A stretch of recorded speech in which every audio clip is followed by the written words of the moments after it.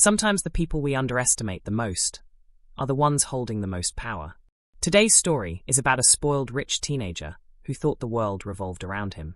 He mocked, he laughed, he humiliated.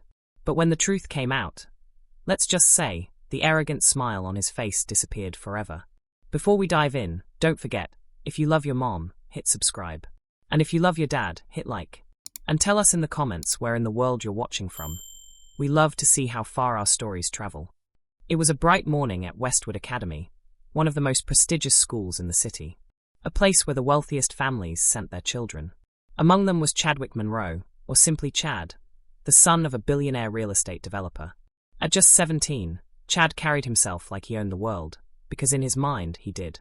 He wore designer sneakers, gold watches, and expensive colognes that could be smelled from a mile away. Teachers dreaded his arrogance, classmates envied his lifestyle, and worst of all, Chad thrived on belittling anyone he thought was beneath him. That's when we meet Mr. Jackson, the school janitor. A tall, broad-shouldered black man in his 50s, with kind eyes but calloused hands from years of hard work. Every morning, Mr. Jackson quietly mopped the marble floors, fixed leaky pipes, and made sure the school was spotless before the wealthy kids stormed in. But for Chad, Mr. Jackson wasn't a hard-working man. No, he was just an easy target. One morning, Chad strutted into the hallway, tossing a half-eaten sandwich onto the freshly polished floor. "Oops," he smirked, loud enough for everyone to hear. "Looks like we've got some extra work for the janitor." "Don't worry, Jackson. That's what you're here for, right? To clean up after people like me." A few of Chad's friends laughed. Mr. Jackson paused, looked down at the mess, then up at Chad. His eyes were calm, almost too calm, as he said softly, "Respect costs nothing, young man. Remember that." But Chad wasn't listening. He mimicked sweeping motions, pretending to hold a mop. "Better hurry, Jackson. Wouldn't want the floor to get dirty for the rich kids walking in." The laughter echoed down the hall. Later that week, Chad's cruelty reached a new level. During lunch, he deliberately spilled his soda all over the cafeteria floor and shouted, "Clean up on aisle 3. Jackson." Chop chop. The cafeteria went silent. Mr. Jackson walked over, mop in hand, and quietly started cleaning. Students watched with mixed feelings, some embarrassed, others amused. But Mr. Jackson didn't react. He didn't scold. He didn't complain. He just worked and walked away. And that silence, that calmness, unnerved Chad. Because deep down, he hated that this man, whom he ridiculed, never broke. But what Chad didn't know was that Mr. Jackson was far from an ordinary janitor. And the secret he was hiding was about to shatter Chad's perfect little world. The following week was Founders' Day at Westwood Academy, a special event where parents, alumni, and local donors gathered for a fancy dinner to celebrate the school's success. The principal polished his speech, the teachers rehearsed their introductions, and the students were reminded to behave. But Chad? He was already planning how to make himself the center of attention. And once again, he saw Mr. Jackson as the perfect prop for his mockery. That morning, Chad swaggered into the lobby, spotting Mr. Jackson carefully buffing the floor. "Hey, Jackson," Chad said, his voice loud enough for a group of freshmen nearby. "You gonna wear that dirty uniform tonight to the founders' dinner? Or are you borrowing a tux from Goodwill?" The kids laughed nervously. Mr. Jackson didn't flinch. He looked at Chad for a long moment, his deep voice calm. "Son, the clothes don't make the man. It's what's in here that counts." He tapped his chest. Chad rolled his eyes. "Spare me the life lessons, mop man. Just don't trip over yourself when the real important people show up tonight." But what Chad didn't know was that tonight, the so-called mop man wasn't just going to attend the dinner. He was going to steal the spotlight in a way nobody could imagine. That evening, the banquet hall shimmered with chandeliers. Tables were lined with white linens, crystal glasses sparkled under the lights, and a string quartet played softly in the corner. Wealthy parents, dressed in designer gowns and tailored suits, mingled with one another, bragging about businesses and summer homes. Chad arrived with his father, Mr. Monroe, a stern man with salt and pepper hair and an aura of power. He was the type who signed million-dollar deals over lunch. Chad idolized him, not for his wisdom, but for his money and influence. As they took their seats, Chad's eyes darted across the room. And there he was, Mr. Jackson. But not in his janitor uniform. No, tonight he wore a perfectly fitted midnight blue suit. His shoes shined like mirrors. His posture was commanding, his presence magnetic. People stopped mid-conversation to greet him, shaking his hand warmly, as if he were the guest of honor. Chad's jaw dropped. What the? The principal hurried onto the stage, clearing his throat. Ladies and gentlemen, thank you for joining us on this special night. Tonight, we honor someone whose generosity and vision made Westwood Academy what it is today. He's been with us quietly for years, never demanding attention, never seeking praise. But without him, none of this would exist. The spotlight swept across the room and landed on Mr. Jackson. Please welcome Mr. Samuel Jackson, the majority owner of this academy and the man who saved our school when no one else could. Gasps rippled through the hall. Chad froze. His face went pale. Mr. Jackson stood, buttoned his suit jacket, and walked toward the stage with steady steps. The room erupted in applause. Teachers clapped, parents nodded in respect, and students whispered in shock. Chad's hands trembled. This couldn't be real. The janitor owned the school? The same man Chad mocked, humiliated, and laughed at in front of everyone, was the very person who held the keys to everything he thought he owned. Mr. Jackson took the microphone, his deep voice calm but commanding. When I first came to this school, many didn't know my story. I was a young man who grew up with nothing. No money, no privilege, no safety net. I worked my way through odd jobs, saved every dollar, and invested in properties when everyone else laughed at me. Years later, I was able to buy this building and fund the education of children who deserved a chance, because I knew what it was like to grow up without one. The room was silent, hanging on every word. But wealth means nothing if it doesn't come with respect. Respect for the people around you. Respect for the work they do. Respect for the dignity of others. Because without respect, money is empty. His eyes moved through the crowd and landed directly on Chad. If you're still watching, I want you to do something right now. Drop a comment below with your city and country, so we know how far our stories travel. And if you believe respect matters more than money, hit that like button. Chad shifted uncomfortably in his seat. His father glanced at him, confusion in his eyes. The other students whispered, sneaking glances between Chad and Mr. Jackson. Chad's perfect world was crumbling. But this was only the beginning. Because while Chad thought humiliation was the worst thing that could happen, what Mr. Jackson did next would teach him a lesson he would never forget. The applause finally faded, and Mr. Jackson stepped down from the stage. People swarmed around him, parents eager to shake his hand, teachers thanking him, even the mayor leaning in to whisper his admiration. But Chad sat frozen, staring at his half-empty glass of water, praying no one would notice him. Unfortunately, they did. "Isn't that the kid who's always making fun of Mr. Jackson?" one student whispered. "Yeah, I saw him last week telling Mr. Jackson to get back to mopping. Bet he feels real smart now." The whispers grew like wildfire. Chad could feel the heat of every eye in the room on him. And in that moment, the predator became the prey. The boy who mocked now became the one everyone mocked. Dinner continued, but Chad couldn't eat. His stomach twisted into knots.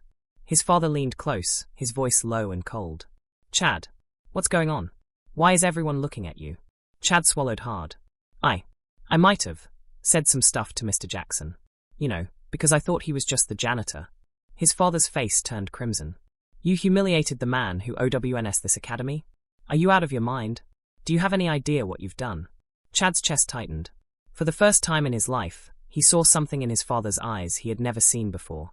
Not pride, not indifference, but shame. Later that night, as guests began leaving, Mr. Jackson walked slowly toward the exit. But he stopped, right in front of Chad. The room went silent. "Well," Mr. Jackson said softly, looking directly at him. "Did you enjoy dinner?" Chad's mouth went dry. He wanted to sink into the floor. I'm sorry. I didn't know. I didn't mean." Mr. Jackson raised a hand, silencing him. His eyes were calm, but sharp, like they could see straight through Chad's excuses. "Respect," he said, "is not given because of wealth. It's not given because of titles. It's given because you see the value in another human being. And that, young man, is a lesson you clearly haven't learned yet." But what Mr. Jackson did next shocked everyone. The next morning, when Chad walked into school, the entire student body seemed to know what had happened. Some snickered. Some avoided him. But worst of all, taped on every locker were printed flyers. "Respect the janitor, because he owns the school." Chad's name wasn't on them, but everybody knew. In homeroom, the teacher announced, "Class, we have a special announcement from Mr. Jackson. Everyone, please report to the auditorium." Chad's stomach dropped. The students filed in, buzzing with curiosity. Mr. Jackson stood on stage, holding a microphone. Good morning. I wanted to share something with all of you. Respect is not just something we preach, it's something we practice. That's why I'm announcing a new program at Westwood Academy, called the Dignity Challenge. The students leaned forward. Every week, one student will shadow different staff members, cafeteria workers, janitors, security guards, even groundskeepers, to understand the work they do and the respect they deserve. The crowd murmured. Some were impressed, some confused. And to start us off, Mr. Jackson's eyes landed on Chad. Our very first volunteer is Chad Monroe. Gasps filled the room. Chad's heart stopped. And in that single moment, Chad's world flipped upside down. The boy who mocked the janitor was now about to walk in his shoes. The next morning, Chad was given a uniform. A janitor's uniform. The students howled with laughter when they saw him scrubbing gum off the floor, emptying trash cans, and mopping the very hallway where he used to strut around like a king. At first, Chad was humiliated. He burned with anger, gritting his teeth with every snicker. But something began to change. When he cleaned the cafeteria, he saw the sheer mountain of mess left behind, and realized how much work it took to make the place spotless every day. When he shadowed the groundskeeper, he realized how much care went into maintaining the beautiful lawns and sports fields he always took for granted. And when he followed Mr. Jackson at night, he learned something he would never forget. Mr. Jackson led him into his office, a large but simple room tucked away behind the gymnasium. The walls were lined with books on finance, leadership, and history. On the desk sat framed photos, not of luxury cars or yachts, but of scholarships awarded to struggling kids, families helped through charity, and projects built in poor neighborhoods. Why do you do all this? Chad asked quietly. Mr. Jackson looked at him. Because when I was your age, I was the kid being laughed at. I swore that if I ever made it, I'd make sure no one else had to feel less than human just because of where they came from. Chad's throat tightened. For the first time, he felt shame. Not the shame of being caught, but the shame of realizing how blind he'd been. If you're still watching, let me ask you, do you believe everyone deserves respect, no matter what they do for a living? If your answer is yes, prove it right now. Smash that like button, and subscribe for more stories that will move your heart. The week passed. Chad finished his janitorial duties. The laughter from the other students faded into silence. They no longer saw him as a spoiled prince. They saw him as someone humbled.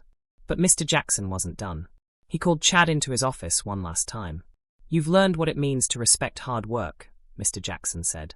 But now, it's time you learn what it means to earn back trust. And what Mr. Jackson revealed next would not only test Chad, but would change his entire life forever. Chad sat nervously in Mr. Jackson's office, his hands fidgeting. He had expected punishment, maybe even expulsion. But the look in Mr. Jackson's eyes wasn't cruel. It was calculating, like he had something much bigger in mind. Chad, Mr. Jackson began, folding his hands on the desk. I've seen arrogance. I've seen ignorance. But I've also seen potential, in even the most unlikely places. You're not stupid. You're not beyond change. But change requires action. Chad swallowed hard. What do you mean? Mr. Jackson leaned back. Next month, our academy is hosting a charity gala. Every year, we raise money for scholarships to help kids from poor families attend this school. Normally, I oversee the event. But this year, he paused, letting the silence hang. This year, you will organize it. Chad's jaw dropped. Me? But I don't know how to. That's the point, Mr. Jackson interrupted. You'll learn. You'll talk to staff. You'll coordinate with vendors. You'll earn the trust of the same people you disrespected. And if you fail, you'll have to stand before the entire school and admit it. Chad's stomach turned. This wasn't punishment, it was a test. Suddenly, the boy who thought money could solve everything was forced to realize respect could not be bought. It had to be earned. For the next several weeks, Chad worked harder than he ever had in his life. At first, people doubted him. The cafeteria manager rolled her eyes when he asked for advice. The groundskeeper barely spoke to him. Even the janitors laughed when he asked for help moving tables. But Chad persisted. He listened more than he talked. He apologized, really apologized. And slowly, people began to see he was trying. One afternoon, while carrying boxes of decorations, Chad tripped and dropped everything. Before, he would have cursed and walked away. But now, he picked it all up carefully, even as other students snickered. For the first time, Chad didn't care about their laughter. Finally, the night of the gala arrived. The ballroom was stunning. Golden lights hanging from the ceiling, music softly echoing, rows of tables neatly decorated. Mr. Jackson walked in, his sharp eyes scanning every detail. Then, to Chad's surprise, he smiled. "You did well," he said quietly. "Better than I expected." Chad's chest filled with pride. Not the arrogant pride he once flaunted, but the quiet pride of someone who had earned it. The gala began. Guests mingled, speeches were made, donations poured in. By the end of the night, the Academy had raised over $2 million, a record-breaking amount. And then, it was Chad's turn. He stepped nervously onto the stage. The same stage where Mr. Jackson had once revealed his secret. The same stage where Chad had once felt the sting of humiliation. He gripped the microphone, his voice trembling at first. I want to thank you all for supporting this school. And I also want to say something personal." The room grew quiet. For a long time, I thought respect was something you only gave to people who had money, or power, or fancy titles. But I was wrong. Respect belongs to everyone. No matter what they do, no matter who they are. He glanced at Mr. Jackson, who gave him a small nod. I disrespected someone who deserved the most respect of all. And I'll never forget the lesson he taught me. That true success isn't about what you own. It's about how you treat others. His voice cracked. "Mr. Jackson, thank you for showing me that." The audience erupted in applause. And in that moment, the spoiled rich teen became something more. Not perfect, not finished, but transformed. After the gala, as guests left, Chad approached Mr. Jackson.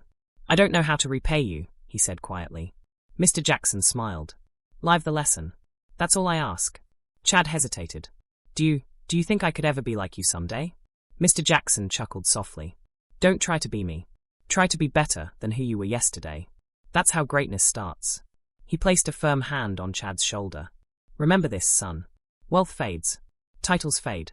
But character lasts forever." Chad nodded, his eyes glistening. For the first time, he felt like he wasn't just the son of a rich man. For the first time, he felt like a man in the making. If you believe respect should never depend on wealth or status, drop her in the comments. And tell us, where are you watching this story from? We'd love to see how far these lessons travel.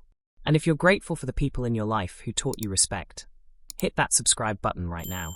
Because in the end, life has a way of humbling the arrogant, lifting the humble, and teaching us all that the greatest riches are found not in our wallets, but in our hearts.